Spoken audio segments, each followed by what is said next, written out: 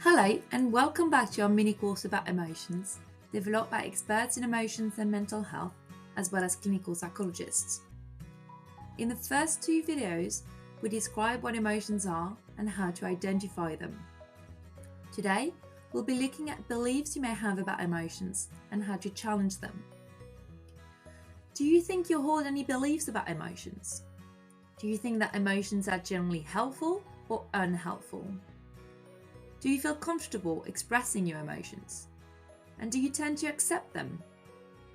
You can pause the video here to take a minute to think about it and write down your answers in your workbook.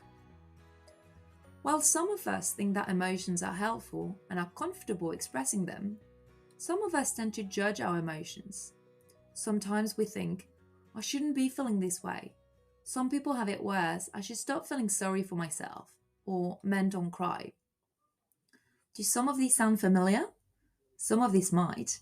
And you may even realize that you hold different beliefs about different emotions. For example, you may think that it's okay to express your happiness, but not your sadness. But the problem with these beliefs is that they lead to secondary emotions. What are secondary emotions, I hear you ask?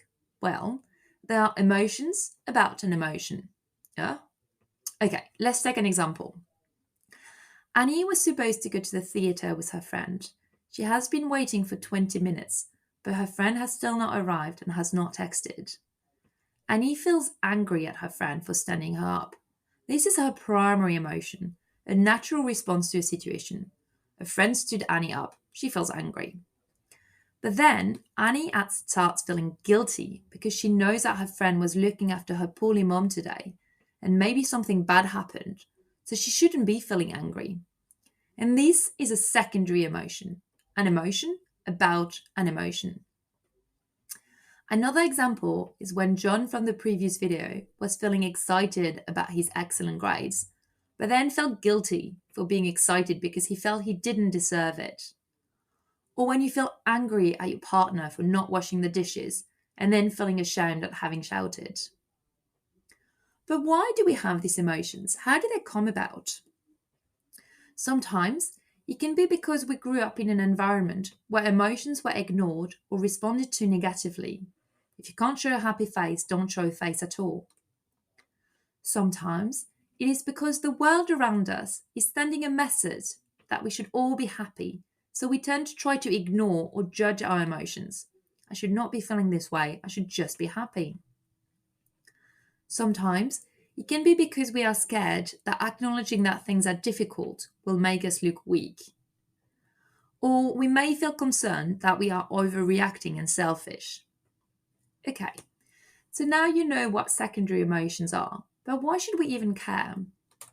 Well, first, you now feel double the amount of emotions, so there's more to deal with. But not only that, secondary emotions are actually much more difficult to manage.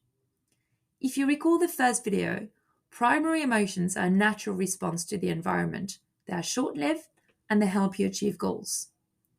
Secondary emotions, however, are not natural and automatic responses. They are learned responses. They are not connected to a specific situation, so it makes it difficult to know why you are feeling this way, and they also last longer.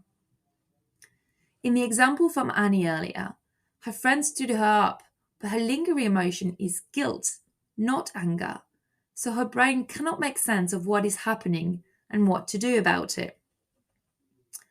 Quite often, people may also use maladaptive strategies to help cope with these secondary emotions, such as alcohol abuse, restrictive eating, binging, compulsive exercise, or even self-harm.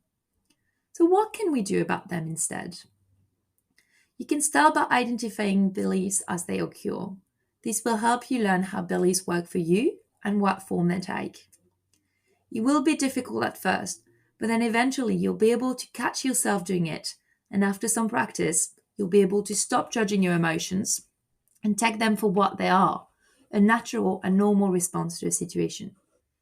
But you will need practice, and you can also use our booklet to help you track your primary and secondary emotions. The next video will also help you by showing you strategies to help you manage your emotions. So do stay tuned and see you next time. Thank you.